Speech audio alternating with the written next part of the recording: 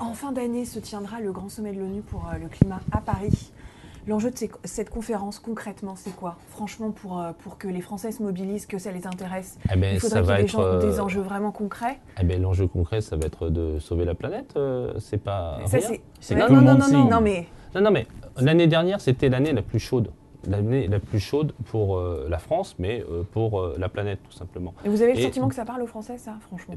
Depuis des années, ce qui va parler aux Français, c'est une carte que j'aurais dû amener pour être pédagogique de ce que ça va être le climat en France dans 20 ans et dans 40 ans.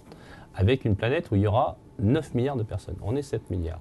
Donc il y a beaucoup de monde sur la planète. Il fait de plus en plus chaud. Et ce qui va beaucoup parler, et je le dis, c'est qu'il va y avoir 200 millions de réfugiés climatiques.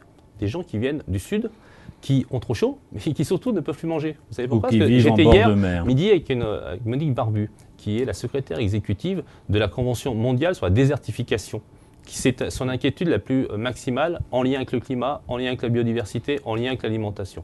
Et donc tout ce petit monde-là va remonter.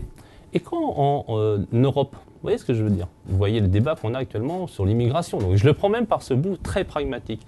On va créer de facto 40 millions de réfugiés climatiques qui vont venir du sud vers le nord.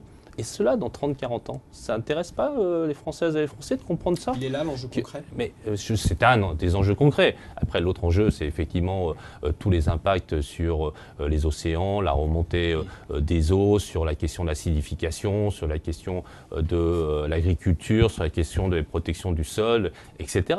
Mais enfin, on se rend compte du bouleversement que ça va être. Est-ce qu'on se rend compte que depuis 150 ans, l'homme a bouleversé le fonctionnement, la production, la consommation, le transport, la distribution? C'est essentiel de comprendre ça. Donc tout le monde doit faire des efforts. Les entreprises doivent faire des efforts.